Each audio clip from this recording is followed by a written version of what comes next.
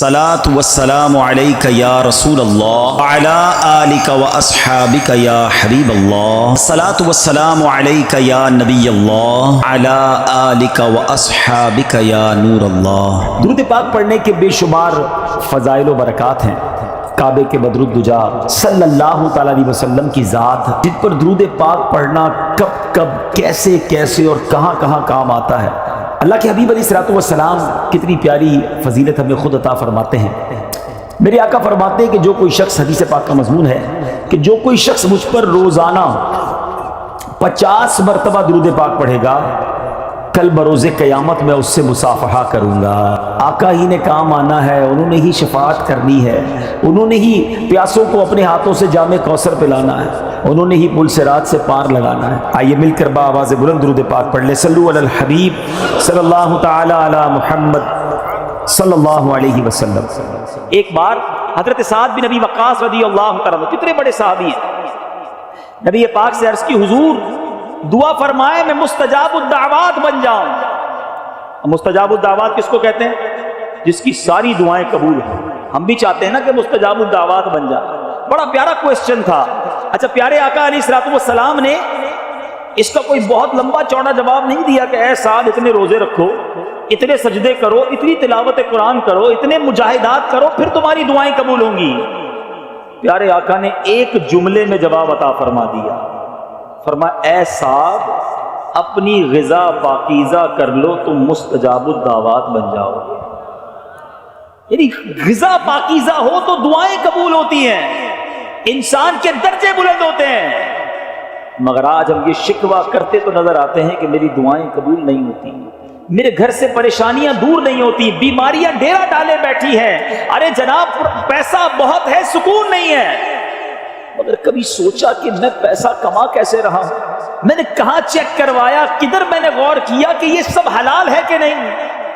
کہیں سے میرے پیسوں کے اندر، میری آمدنی، میرے بزنس، میری جاب کے اندر حرام تو نہیں آ رہا؟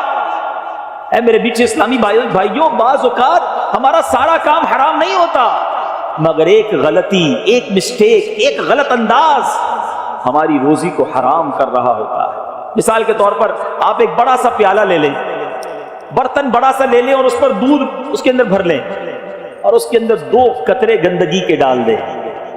تو اب آپ اس دودھ کو پیئیں گے؟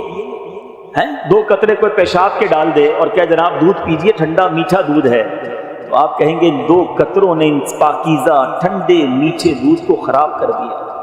اسی طرح کہیں ہماری بزنس کے اندر، کہیں ہمارے کاروبار، کہیں ہماری جاب کے اندر ہم کوئی ایسا عمل کر جاتے ہیں کہ وہ عمل ہماری روزی کو حرام کر رہا ہوتا ہے. حرام کی کمائی ہماری حلال کی کمائی میں مل کر اسے آلودہ کر رہی ہوتی ہے اور ہمیں اس کا احساس بھی نہیں ہوتا. ایک بار نبی پاک علیہ الصلوۃ والسلام نے ارشاد فرمایا اس ذات پاک کی قسم جس کے دستے قدرت میں میری جان ہے، آدمی اپنے پیٹ میں حرام کا لقمہ ڈالتا ہے تو 40 دن تک اس کا کوئی عمل قبول نہیں ہوتا. جس بندے کا گوشت سود اور حرام خوری سے اگا ہے اس کے لیے آگ زیادہ بہتر ہے. اب سوچئے، نہ عمل قبول ہے نہ دعائیں قبول ہیں، مگر آج یہ کانسیپٹ ہی لگتا ہے ختم ہوتا جا رہا ہے. سود کا کام کرنے کے لیے لوگ تیار ہیں کہ جناب قسطوں پہ فلاں چیز لے لیتے ہیں، چل فلاں کو پیسے دیتے ہیں، اس سے نفع لے لیتے ہیں، ارے یہ ڈیل کروں گا تو اتنے پیسے مل جائیں گے. تھوڑا بہت جھوٹ تو چلتا ہے. ارے جناب ہماری مارکیٹ کا ٹرینڈ ہے، اگر میں ایمانداری سے کام کروں گا تو دوسرے لوگ کاروبار لے جائیں گے. اگر میں نے میڈ ان فلاں کہہ کے اسٹیمپ لگا دی تو اس پہ کیا قباحت ہے؟ ساری مارکیٹ یہ کر رہی ہے. ارے جناب اگر کاروبار کرنا ہے تو کچھ نہ کچھ تو کرنا ہوگا. اگر یہ ہمارا ذہن بن چکا ہے تو بتائیے ہماری عبادتوں کا کیا ہوگا؟ حرام روزی کما کر ہم کیسے رب کو منہ دکھائیں گے؟ اچھا شیطان بڑا مردود ہے نا. جو لوگ حرام کماتے ہیں نا ان کو پتا ہوتا ہے کہ ہم گڑبڑ کر رہے ہیں، ہم جھوٹ بول رہے ہیں یا ہم ملاوٹ کر رہے ہیں یا سود کا کام کر رہے ہیں. اچھا اب شیطان تھپکی کیسے دیتا ہے؟ شیطان کہتا ہے یار ٹھیک ہے تم گڑبڑ کرتے ہو لیکن ساتھ ساتھ مسجد کو چندہ بھی تو دیتے ہو نا، ہر سال عمرہ بھی کر لیتے ہو، کسی غریب کی شادی بھی کروا دیتے ہو، تو لیول ہو جاتا ہے. تھوڑا بہت گڑبڑ کرتے ہو، تھوڑا بہت لیول ہو جاتا ہے. اب شیطان اس طرح تھپکی دے کر ہمیں سمجھاتا ہے. اب اس کو میں ایک ایگزامپل کے ذریعے سمجھاتا ہوں. آپ کسی بادشاہ کے پاس یا کسی بہت بڑی شخصیت کے پاس جائیں اور اس کو بڑی اچھی پیکنگ کے ساتھ بڑے ریپنگ کر کے ایک بڑی اچھی شیشی دے کر آئیں پیکنگ کے ساتھ. بادشاہ سلامت جب اس کو کھولے بڑی خوبصورت بوٹل ہو, بڑی اچھی پیکنگ ہو, اور جب وہ کھولے تو اس کے اندر گندگی بھری ہوئی ہو, تو آپ کی وہ پیکنگ اور آپ کی وہ بوٹل اس کو پسند آئے گی یا اس سے وہ ناراض ہوگا؟ ہم سمجھتے ہیں کہ حرام کا مال کما کر صدقہ کریں گے تو رب قبول فرمائے گا. یاد رکھو اللہ پاک ہے اور پاک طیب مال ہی قبول فرماتا ہے. اس کو میرے اور آپ کے صدقے کی ضرورت نہیں ہے. آپ بے شک تھوڑا کمائیں, تھوڑا صدقہ کریں, مگر حلال کمائیں اور حلال صدقہ کریں. جو لوگ یہ سوچتے ہیں کہ جناب ان حرام کے پیسے کما کر میں حج کر کے عمرہ کر کے مسجد بنا کر اللہ کو راضی کر لوں گا, وہ دھوکہ دے رہے ہیں اپنے آپ کو. اے میرے بیچ اسلامی بھائیوں, خدا را اللہ پر بھروسہ کیجیے. ایک بار حضرت موسیٰ علیہ نبینا علیہ الصلوۃ والسلام نے ایک شخص کو دیکھا جو زاروں کتار رو رہا تھا, ہاتھ اٹھے تھے اور رو رہا تھا, یا اللہ پکار رہا تھا. حضرت موسیٰ علیہ الصلوۃ والسلام نے اللہ کی بارگاہ میں عرض کی, مولا تیرا بندہ رو رہا ہے, التجا کر رہا ہے, اس کی دعا کو کیوں قبول نہیں فرما رہا؟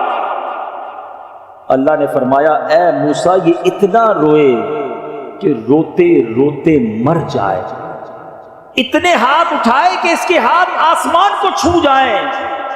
اے موسیٰ میں نے اس کی دعا قبول نہیں کرنی. عرض کی مولا کیا وجہ ہے؟ ارشاد فرمایا, اے موسیٰ بات یہ ہے کہ جو یہ کماتا ہے وہ حرام ہے, جو کھاتا ہے حرام ہے, جو پہنتا ہے وہ حرام ہے. اب بتائیے پیچھے اسلامی بھائیوں, لوگ کہتے ہیں میں کعبے کے سامنے گیا دعا کر کے آیا, میں نے فلاں پیر صاحب سے دعا کروائی, میں نے فلاں جگہ جا کر دعا کی, میرا مسئلہ ہی حل نہیں ہو رہا, میری پرابلم ہی سالو نہیں ہو رہی, میں قرآن پڑھتا ہوں مجھے روحانیت نہیں ملتی, میں درود پڑھتا ہوں مجھے چاشنی نہیں ملتی, میں نماز پڑھتا ہوں میرا نماز پہ دل نہیں لگتا. اللہ کے بندو چیک تو کرو کہ کہیں میں حرام تو نہیں کھا رہا. لوگوں کے بارے میں سوچنا چھوڑ دیجئے کہ جناب جھوٹ نہیں بولوں گا تو کاروبار کیسے چلے گا, اس کا مطلب تو رب پر بھروسہ ہی نہ رہا نا.